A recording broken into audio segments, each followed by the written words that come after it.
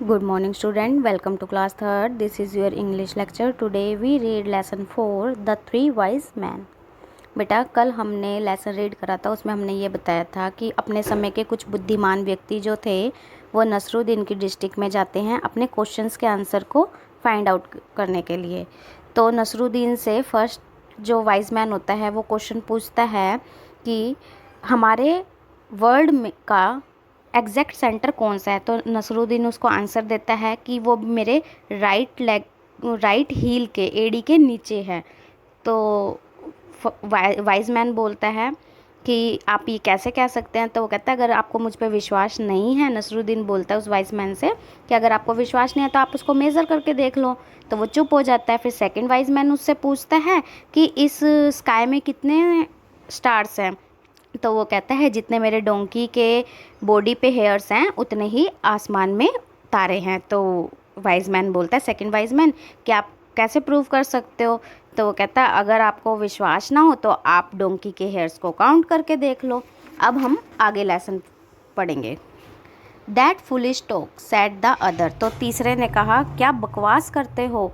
How can one count the hair on a donkey. कौन ऐसा व्यक्ति है जो गधे के शरीर के बालों को काउंट कर सकता है। वेल आंसर नसरुद्दीन ने आंसर दिया how can one count the star in the sky. तो कौन है जो आसमान में तारों को गिन सकता है।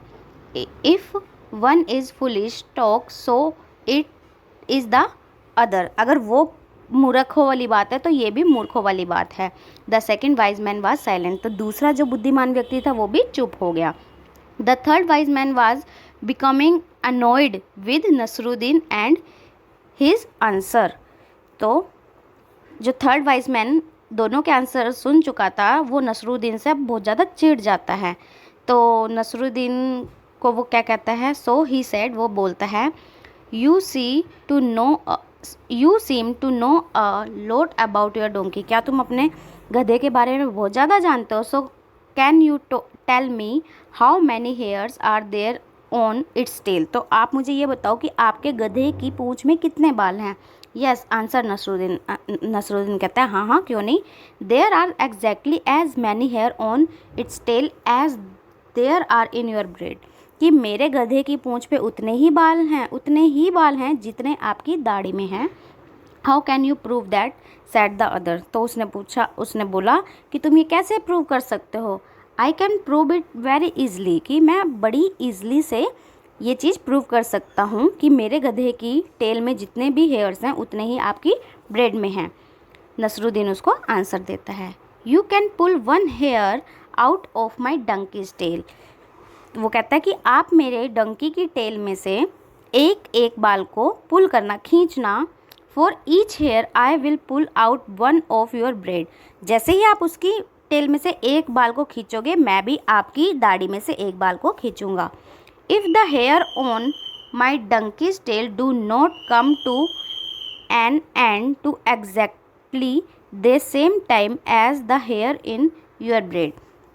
कि अगर डंकी की टेल में से हर एक बाल खींचने के बाद, अगर डंकी की टेल में से एक बाल खींचते हैं और मैं आपकी दाढ़ी में से एक बाल खींचता हूँ और डंकी की टेल में अगर बाल नहीं रहते और आपकी दाढ़ी में बाल रहते हैं, I will admit that I was wrong. तो मैं ये मान लूँगा कि मैं गलत हूँ। Of course the third wise man was not willing to do this.